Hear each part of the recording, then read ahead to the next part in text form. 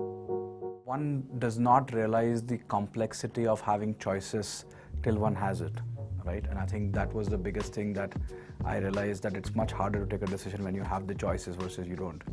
I did dabble into investment. I did dabble into trying to advise companies and all of that. I realized that the joy you get of creating is something that you miss the most. And I think if you have built and created all your life, the idea of not creating is never a good idea. It was just kind of making you more frustrated, and if you have been living life with high intensity all the time, it's important to kind of go back to that.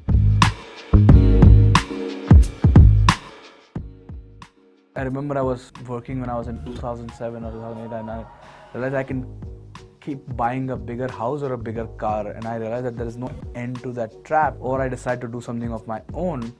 And the reason I felt that, because anyways when I was an employee, I never behaved like one. I mean, I was a terrible employee, right? I would always do things that I want to do and build companies within the company, and anyways keep doing initiatives that I liked.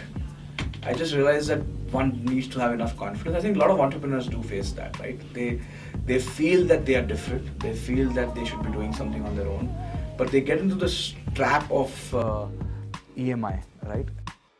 I call it the entrepreneurship marne ka injection. Our country is in a very desperate situation for having more entrepreneurs. If we do not have more entrepreneurs, where are the jobs coming from? Why cred? I think it looked like an interesting problem to solve, because it looked like almost everybody in the country was trying to solve for the volumes of customers, whereas there are a handful of people who pay taxes and a handful of people who are doing the right things, and nobody was really looking for them. And I think for us, it was a biggest opportunity to say that there is a customer segment that we can really, really focus on and truly relate to them and their problems. So the idea is that, can we help do two things? For a small segment of customers who are creditworthy and trustworthy, can we improve their financial life by helping them prevent bad behavior and constantly encourage good behavior? It's as simple as ancient as religion, right? We were always told that if you do good deeds, you go to heaven. If you don't do good deeds, you go to hell. I can't construct hell technically, so I can create at least a positive environment, right? So I think in a country like India, which is so large, right, it is extremely hard to go around kind of punishing people, right? It's not even a practical solution, but you can definitely encourage good behavior, right?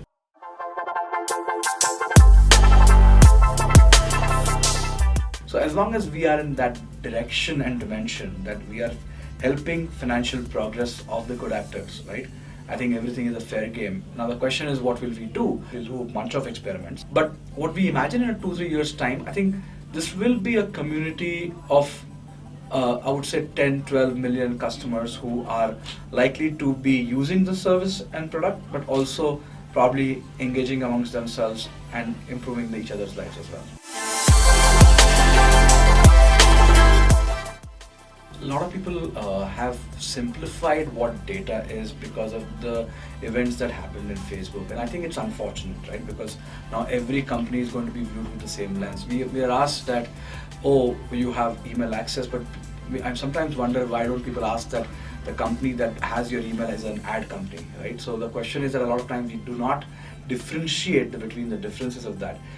Today, when we take data, we have a very simple intention, right?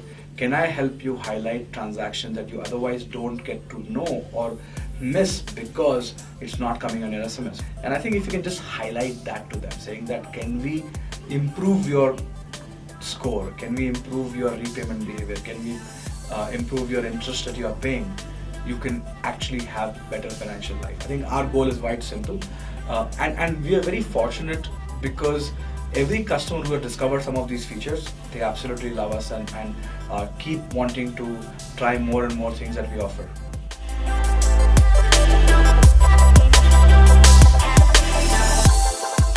The country behaved very, very differently post demonetization, and we were doing this way before when Paytm started, right? So the thing is, but one cannot regret all of these things. Life is all about these left and right turns that you can keep regretting, I missed it, right? But you can be thankful that you were right about doing something that just way ahead of time. And like when we did credit card and credit, like a lot of people are saying, why are you focusing on everybody's doing UPI? But the thing is, credit cards have grown from 18 million cards to 45 million cards in 3 years' time, and spends on credit card has gone from $1.8 billion a month to $8.5 billion is exactly the same period of time. So the question is that sometimes doing contrarian things hurts you if you don't time it right. But sometimes if you time it right, it can turn out to be quite well. So I think I have zero regrets for whatever happened. But the thing is that I'm glad that at least the thesis that we were way ahead of others to pick worked out.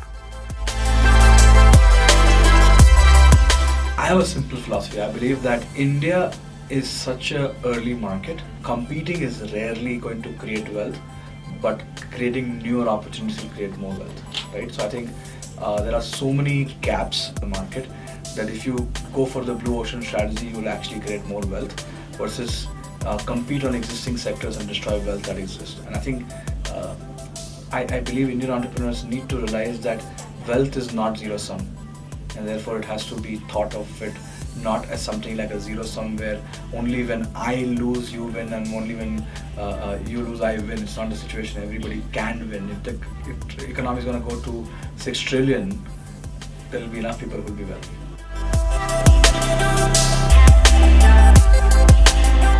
I'm a serial entrepreneur. Am I a successful serial entrepreneur? I think time will tell. I think I have done probably 6-7 companies already. Most people just know about a few. But the thing is that India does not like serial entrepreneurs as much as it likes entrepreneurs. In India, I have noticed is that we treat our companies as our kingdoms, right? And every time you exit your company, it's considered to be a weakness or a sign of weakness. Nobody in India appreciates this idea of that, oh, you sold your company. We treat our companies as our spouses and not as our kids, right? Like it's just a very different kind of a challenge I have seen. Who knows? Who knows? I can tell you one thing though. It gets harder and harder and harder every time. Why so? It doesn't get easier. Why so? Because you have zero room for error. Nobody expects you to fail. Everybody expects that, okay, just because you can raise money, you will always be successful. And the system is not conducive for people who are trying multiple times. They expect it to be perfect all the time. And that puts extraordinary pressure on the team, on yourself, and I think the toll it takes is at a different level. So it's only sexy from the outside.